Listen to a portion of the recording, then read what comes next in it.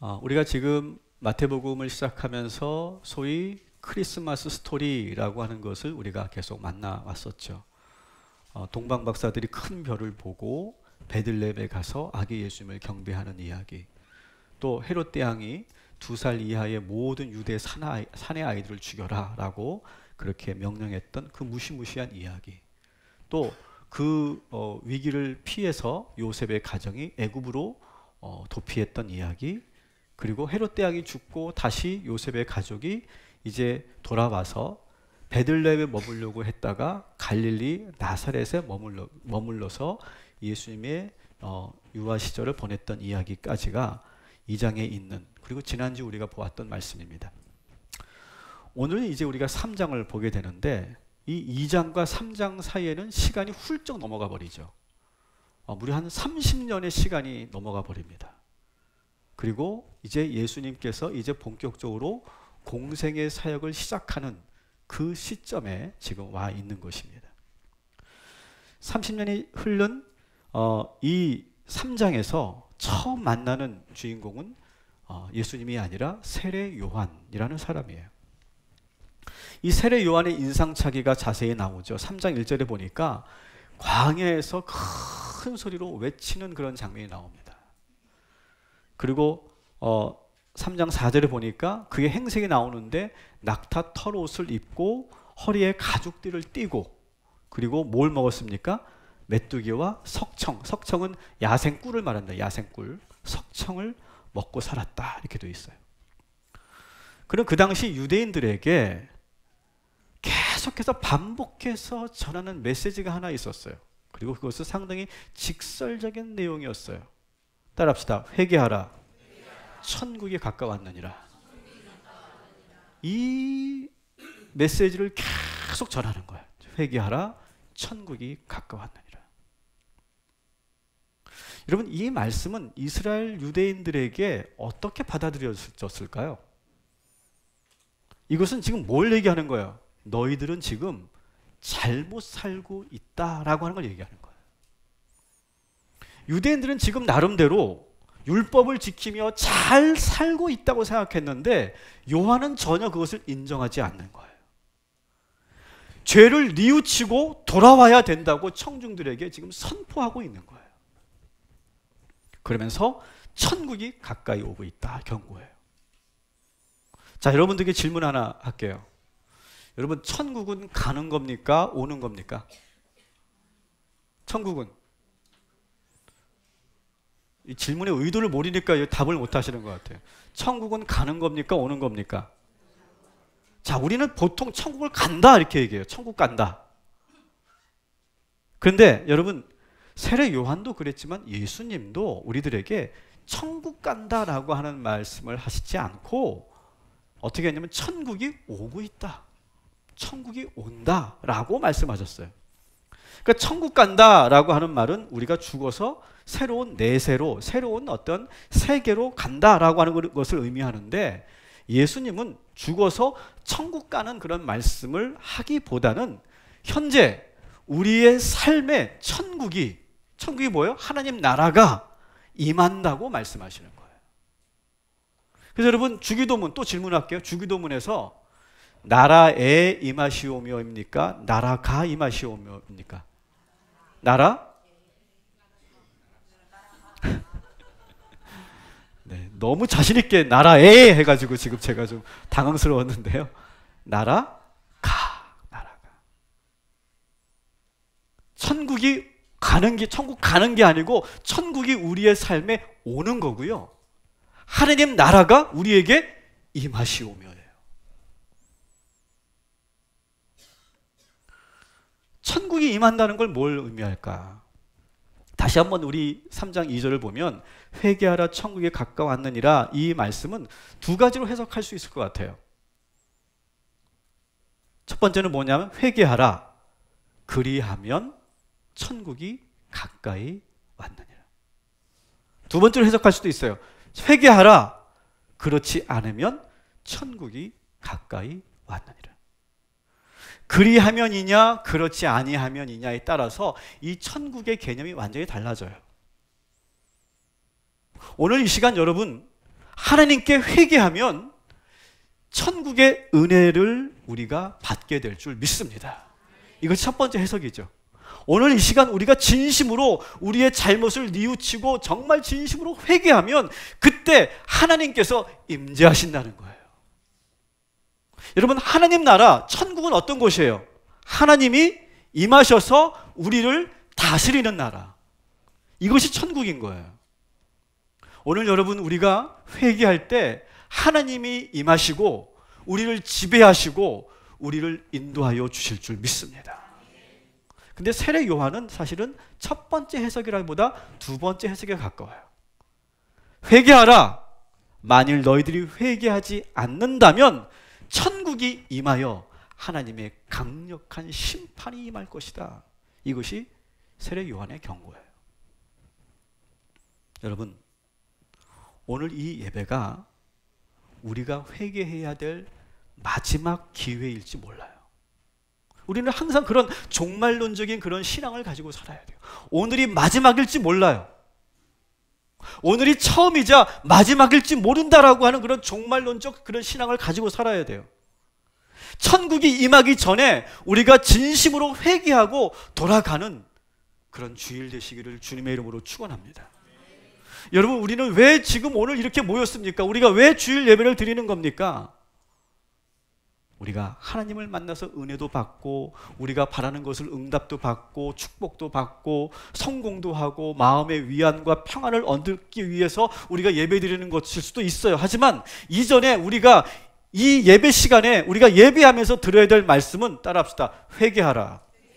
이 말씀인 줄 믿으시기 바랍니다. 여러분, 이 말씀은 좀 전에 말씀드렸던 것처럼 현재 지금 여러분들의 삶이 무언가 잘못되고 있다라고 하는 걸 지적하는 거예요. 지금 여러분들은 지금 뭔가 잘못된 방향으로 가고 있다라고 하는 걸 지금 말씀하시는 거예요. 그래서 지금 속히 돌아오라. 지금 돌이켜야 한다라고 말씀하시는 거예요. 여러분, 이 말씀을 여러분 들으면서 불편하십니까? 아니, 나는 지금 잘 살고 있는데 왜 아침부터 지적질이야? 여러분 그렇게 생각되십니까? 아닐 거예요. 아닐 거예요. 우리는 알아요. 우리는 알아요. 나는 알아요. 내가 지금 잘못돼 가고 있다는 걸 알아요. 내가 잘 산다고 생각하면서 내가 열심히 노력하지만 순간순간 우리가 연약하기 때문에 우리는 잘못된 방향으로 나도 모르게 흘러갈 때가 있어요. 우리는 인간이에요. 우리에게는 죄성이 있어요. 그래서 우리는 우리의 기준으로 우리가 스스로 의롭다라고 말할 수 없어요. 우리가 스스로 죄인이라고 하는 것을 인정하면 우리는 지금 누구를 정죄할 수도 없어요. 판단할 수도 없어요. 우리는 그저 회개하는 것밖에 없어요. 근데 바로 그때 우리가 우리의 연약함을 인정하고 내가 잘 살려고 했지만 내가 죄인임을 받아들일 때 천국이 저와 여러분에게 임하게 될 줄 믿습니다. 우리 스스로 죄인임을 인정하지 않는다면 우리의 마음은 천국은 사라질 거예요. 내가 뭘 잘못했어 라고 하면 우리의 마음은 천국은 사라질 거예요. 그러면 하나님의 임재가 우리에게 거할 수가 없어요. 나의 의에 빠져 있으면 하나님께서 여러분들을 지배하실 수가 없어요. 하나님 나라는 하나님이 지배하는 나라인데 나의 자아가 나를 지배하고 있다면 어떻게 하나님이 우리를 지배하시고 하나님 나라로 살게 하시겠어요? 사랑하는 성도 여러분, 오늘 이 시간 회개하셔서 천국이 하나님 나라가 임하시기를 주님의 이름으로 축원합니다. 오늘 우리 모두가 회개하여서 이 자리가 우리가 드리는 이 예배의 공간이 이 동탄 꿈의 교회가 천국 되기를 주님의 이름으로 축원합니다. 회개하라. 그리하면 천국이 가까울 것이다. 회개하라. 그렇지 아니하면 천국이 임할 것이다. 저는 오늘 이 말씀을 또 묵상하면서 이 세례 요한을 묵상하면서 궁금한 게 생겼어요. 왜 세례 요한은 광야로 갔을까? 왜 세례 요한은 광야로 갔을까? 제가 학부 때 종교학 시간에 교수님이 숙제를 하나 내셨어요. 영화를 하나 보고 그리고 레포트를 써와라. 근데 무슨 영화였냐면 달마가 동쪽으로 간 까닭은. 그런 영화 기억나세요? 달마가 동쪽으로 간 까닭은. 그 영화를 보고 레포트를 써오라고 그래서 그 영화를 3번 봤는데 아직도 저는 왜 달마가 동쪽으로 갔는지 모르겠어요. 왜 갔지? 너무 어려운 영화였고 그리고 너무 심오해서 저 같은 사람은 모르겠더라고요. 오늘 세례 요한은 왜 광야로 갔을까? 여러분은 안 궁금하세요? 저는 되게 궁금하더라고요. 사실 요한은요, 광야에서 이렇게 지저분한 그 가죽옷을 입고 형편없는 음식을 먹으면서 살 사람이 아니었거든요. 그런 아주 명망 있는 가문에서 태어났어요. 누가복음 1장 5절에 그의 출신 배경이 나오는데요. 같이 한번 읽어볼게요. 시작. 유대왕 헤롯 때 아가야 반열에 제사장 한 사람이 있었으니 이름은 사가랴요 그의 아내는 아론의 자손이니 이름은 엘리사벳이라. 아멘. 자, 이 5절에 많은 것이 담겨 있는데요. 그의 아버지는 누구예요? 사가랴예요. 사가랴고 그는 제사장이었어요. 제사장에는 여러분 구약시대의 제사장에는 24개의 반열이 있어요. 24반열. 그래서 이 가문을 여러분이 보시면 아론으로부터 시작돼요. 아론에겐 4아들이 있었어요. 나답, 아비후, 엘르아살, 이다말. 근데 아비후는 사망해요, 이전에. 그리고 자식이 없었어요. 그래서 이 제사장의 그 계보는 엘르아살과 이다말 이 2 자손들 의해서 제사장들이 세워지는데 그 제사장 숫자가 점점 많아지면서 이것을 반열로 만들어서 24개의 반열로 만듭니다. 그래서 구약 성경에 그것이 나오고 있고 거기에 지금 아비야 반열은 8번째에 해당되는 그런 반열에 속한 그 가문에 속한 사람이 바로 이 사가랴예요. 그리고 이 요한의 어머니 엘리사벳도 제사장 가문의 딸이었다 이렇게 돼 있어요. 아론 자손이니 이렇게 돼 있잖아요. 그러니까 요한은 제사장 가문의 순수 혈통으로 태어났어요. 여러분 그 당시 제사장 하면 어떻습니까? 제사장 하면 사회적으로 존경받는 그런 그룹이었어요. 예수님 당시에 제사장들이 한 8,000명 있었다고 그래요. 8,000명. 그러니까 적지 않은 숫자예요. 그리고 경제적으로도 큰 어려움 없이 유복한 가정에서 명망 있는 가문에서 태어난 게 바로 세례 요한이에요. 그런데 왜 요한은 가문의 배경을 뒤로하고 안락한 집안을 버려두고 부모 곁을 떠나서 광야로 나와 살고 있는 것일까? 그리고 또 아버지 사가랴와 어머니 엘리사벳은 아들이 그 가업을 물려받지 않고 광야에서 사는 것을 어떻게 생각했을까? 자, 여러분들이 사가랴고 엘리사벳이라면 우리 아들이 지금 갑자기 공부 때려치고 광야로 간다면 어떻게 하시겠어요? 이거 땅을 치를 일이죠, 그죠? 기가 막힌 일이죠. 왜 갔을까? 제가 자료를 찾아봤는데 정확한 자료를 제가 찾지는 못했어요. 그런데 오늘 말씀을 근거로 제가 상상을 좀 해봐요. 요한은 아버지를 통해서 소위 그 이스라엘의 아주 최고의 그런 상류층들과 어울리면서 어릴 때부터 삽니다. 제사장, 바리새인들, 사두개인들. 가까이서 그들의 삶을 다 봐요. 겉으로는 상당히 인격적이고 대단해 보이던 그 사람들의 삶이 요한의 눈에 보면 위선적으로 보였어요. 그리고 오히려 상당히 고매한 인격을 가지고 있을 것 같은 그 사람들의 그 뒤에는 매우 심각하게 뒤틀려 있는 그들의 문화와 모습을 보게 돼요. 그래서 요한은 이 지도자들의 그 삶을, 상류층의 그 삶을 보면서 많은 환멸을 느끼게 되죠. 그래서 우리가 어떻게 알 수 있냐면 우리 오늘 본문 3장 7절부터 9절에 보면 사두개인과 바리새인들을 향해서 하는 직설이 있어요. 한번 같이 읽어볼게요. 시작. 요한이 많이 바리새인들과 사두개인들이 세례 부는 대로 오는 것을 보고 이르되 독사의 자식들아 누가 너희를 가르쳐 임박한 진노를 피하라 하더냐. 그러므로 회개에 합당한 열매를 맺고 속으로 아브라함이 우리 조상이라고 생각하지 말라. 내가 너희에게 이르노니 하나님이 능히 이 돌들로도 아브라함의 자손이 되게 하시리라. 아멘. 자, 세례 요한이 지금 바리새인과 사두개인들이 뭐라고 했다고요? 야, 이 독사의 자식들아. 이걸 우리식으로 욕을 바꾼다면 어떻게 될까요? 도구가 나오겠죠. 이스라엘은 뱀이 나오지만 우리는 도구가 나오잖아요. 그럼 똑같은 거예요. 아주 사실 이 세례 요한은 입이 걸죠. 욕쟁이 할머니 같아. 막 욕하는. 그래서 뭐라고 합니까? 지금 이 바리새인과 사두개인들이 다 이렇게 지금 감시하러 온 거거든요. 또 무슨 말 하나. 그러면서 세례를 베푸는 데까지 가까이 온 거예요. 그걸 보면서 지금 세례 요한이 뭐라고 하니까 야, 이 독사의 자식들아, 형식적인 세례만 받으려고 하지 말고 그에 합당한 삶을 살아라. 그리고 제발 아브라함의 자손이라고 그렇게 자랑하고 다니지 말아라. 그게 뭐가 자랑할 거냐. 교만하지 말아라. 이 세례 요한은 어릴 때부터 이 상류층 모임에서 서로 알고 지내던 이 어른들이기도 하고 친구들인데, 요한은 그 자신의 배경을 버리고 광야로 달려간 직후부터 이들과 껄끄러운 그런 관계가 되어버렸어요.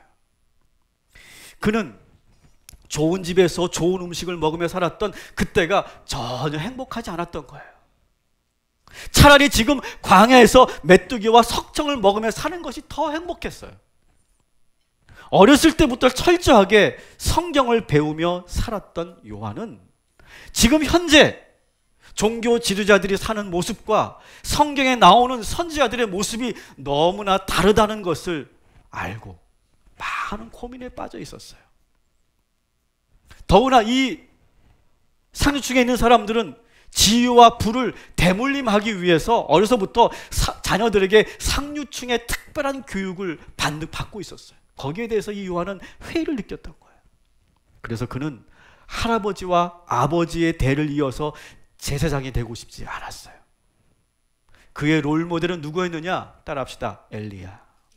그의 롤모델은 엘리야였어요. 뭘 보고 알 수 있느냐? 세례 요한의 그 옷 입는 모습이 있죠?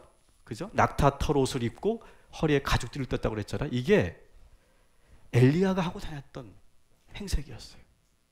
열왕기하 1장 8절 같이 읽어보겠습니다. 그들이 그에게 대답하되 그는 털이 많은 사람인데 허리에 가죽띠를 띠었더이다 하니 왕이 이르되 그는 디셉 사람 엘리야로다. 아멘. 여기 털이 많은 사람은 털옷을 입은 사람으로도 번역할 수 있어요. 그리고 거기에 뭘 했다고? 허리에 가죽띠를 띠었다. 이렇게 되어 있어요. 사실 이게 바로 엘리야의 소위 요즘 말로 말하면 시그니처예요. 시그니처. 스티브 잡스의 시그니처가 뭡니까? 폴라, 목폴라, 청바지. 그게 시그니처죠. 그죠? 그리고 페이스북 창시자 그분의 마크 주크버그는 시그니처가 또 있죠. 그것만 입고 다니잖아요. 그래서 행색만 보도 저가 누군지를 알 수 있는 거예요. 왜 이렇게 했을까요? 세례 요한은 돈이 없어서 이렇게 입고 다닌 게 아니에요. 나도 엘리야처럼 살겠다라고 하는 거예요. 엘리야처럼 진짜 하나님의 말씀을 사람들에게 전하고 싶다. 엘리트 가문에서 곱게 자라 대를 이어 제사장으로 사는 것보다 하나님이 정말로 원하시는 공생애를 난 살고 싶다. 더구나 유대 사회가 너무 심각하게 병들어 있는데 내가 엘리야처럼 예레미야처럼 이사야처럼 광야에 외치는 자의 소리가 되겠다. 그래서 사람들이 하나님께로 돌아오도록 회개를 촉구하고 천국을 준비시키는 일을 내가 해야 되겠다. 그런 마음을 먹고 이 세례 요한은 광야로 나간 거예요. 멋있지 않습니까? 여러분, 요즘 신조어 중에 이런 말이 있어요. 태북태남 들어보셨어요? 태북태남. 모르세요? 엄마들은 많이 알 줄 알았는데 태북 태남. 자, 태북 태남이 뭐냐 하면 이런 거예요. 서울 지하철 강남역 사거리로부터 삼성역까지 동서를 가로지르는 4km 길이의 테헤란로가 있어요. 그 테헤란로를 중심으로 태북, 태남이 나뉘어진대요. 알겠죠, 이제? 자, 태북은 어디냐? 태북은 압구정동, 청담동, 신사동에 있는 곳이고, 태남은 어떤 곳이냐? 대치동, 역삼동, 도곡동, 개포동에 있는 곳이에요. 그러니까 강남도 그렇게 강북, 강남 나눠진 것과 또 다르게 태북, 태남으로 나눠진다는 거예요. 근데 태북은 어떤 사람들이 주로 사느냐? 대를 이어 큰 부자들, 뭐 그룹 재벌의 뭐 회장의 그 자손들, 뭐 큰 뭐 수천억 대의 매출을 올리는 그런 사람들, 뭐 엄청난 땅 부자들, 그런 사람들이 뭐 대를 이어서 부자로 사는 그런 사람들이 태북에 살고, 태남은 어떤 사람들이냐? 거기에 대치동, 역삼동, 도곡동, 개포동 있잖아요. 거기는 주로 어떤 사람들이냐? 평범한 집에서 자랐지만 명문 대학을 나오고 좋은 학교를 나와서 자수성가한 전문 직종의 사람들이 사는 곳이 태남이래요. 뭐 우리 동네가 아니니 관심이 없어요? 근데 이들의 공통점은 뭐냐? 여기 있는 분들 제가 다 폄하하려고 하는 게 아니에요.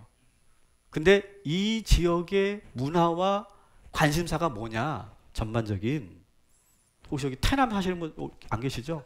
오늘 뭐 이렇게 놀러 왔다가 이렇게 친구들 놀러 왔다가 태남 사시는 분들 오신 분 안 계시죠? 오해는 하지 마십시오. 근데 이 태북이든 태남이든 공통점이 뭐냐? 그들의 관심사는 뭐냐? 그들은 모두가 대를 이어서 그 부와 지위를 자녀들에게 물려주고 싶어하는 그 욕구가 대단히 강하다는 거예요.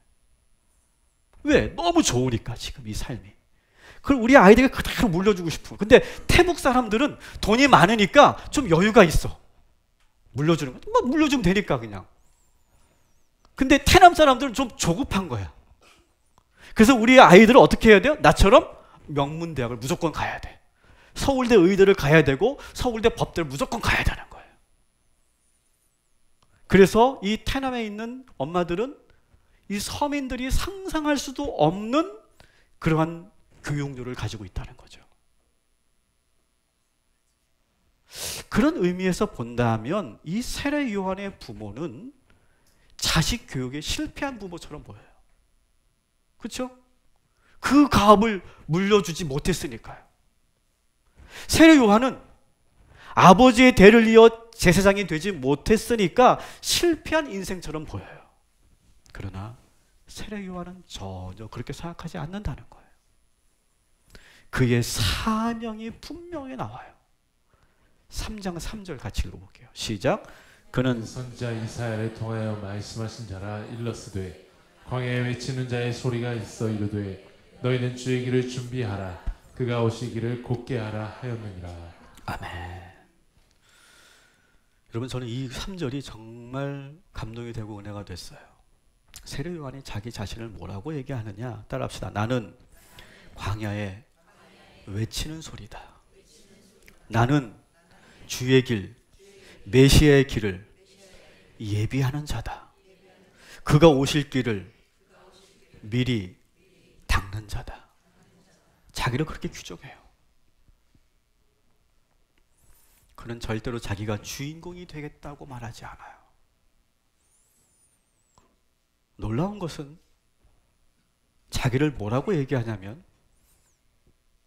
나는 소리다 이렇게 말해요. 소리다. 사람이 아니고 하나의 사운드일 뿐이다 라고 말하는 거예요. 여러분, 제가 지금 말을 하고 있잖아요. 지금 그죠? 제가 말을 하고 있는데 제가 하는 말이 보이시는 분, 이 말이 빨리 병원 가보셔야 돼요. 안과, 정신과를 가시든지. 말이 보입니까? 안 보이죠? 뭐가 보여요? 말하고 있는 제가 보이죠? 세례 요한은 어떻게 살겠다는 거예요? 나는 안 보이고 소리로만 살겠다는 거예요. 사운드로만 살겠다는 거예요.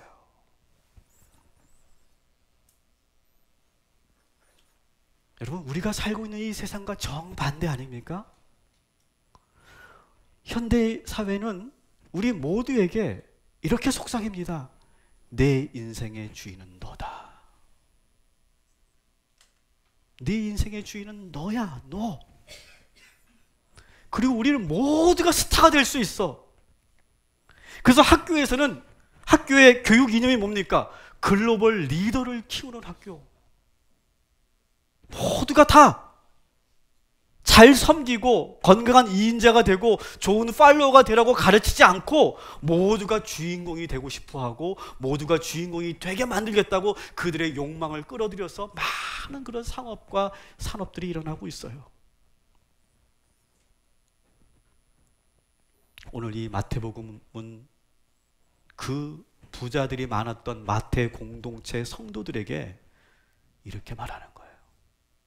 스타가 되려고 하지 말고 소리가 되라. 주인공이 아니라 예비하는 자가 되라. 좋은 음식, 기름진 음식을 절제하고 안락한 환경을 떠나서 저 거칠은 광야로 한번 나가봐라. 요한처럼. 어떻게 하면 대를 이어 자신들이 가지고 있는 사회적 지위와 경제적 부를 유지할 수 있을까 고민하지 말고, 자식들에게 그런 걸 가르치려고 하지 말고, 세례 요한의 아버지 요한의 어머니처럼 자식들을 과감하게 광야로 한번 내몰아보라. 그리고 우리 젊은이들에게 부탁하는 거예요. 지금 이 말씀은 안전한 삶보다는 이 삶을 꿈꿔봐라. 사명을 가지고 한번 살아봐라. 청년들아, 이를 몸소 실천한 세례 요한을 소개하면서 일상을 벗어난 영적 순례를 지금 마태 공동체 성도들에게 지금 강조하는 거예요. 사랑하는 성도 여러분, 이 세례 요한의 길이 여러분에게 감동이 되고 은혜가 되신다면 우리들도 또 우리 자녀들도 세례 요한과 같이 기꺼이 사명을 위해 광야로 갈 수 있는 저와 여러분이 되기를 주님의 이름으로 축복합니다. 세례 요한은 정말 대단한 청년이죠. 남들이 가지 않는 길을 두려움 없이 과감하게 걸어간 사람이에요. 그랬기 때문에 자신 있게 기득권 세력과 기성 세대들에게 돌직구를 날릴 수 있었던 거예요. 회개해라. 너희들 잘못됐다.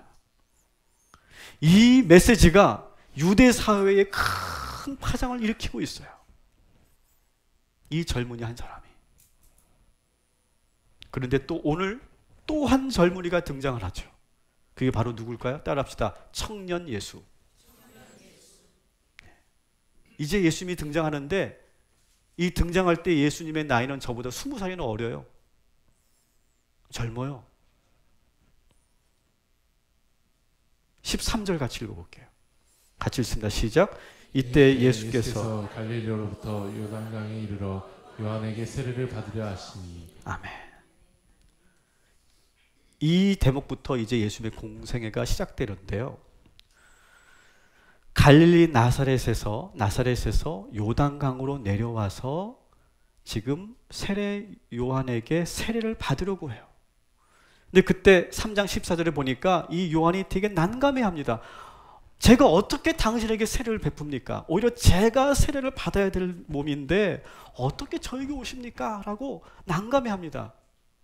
요한은 이 예수님을 처음 보았지만 갈릴리에서 온 분임을 갈릴리에서 온 이분이 누구인지를 알고 단번에 알아봤어요.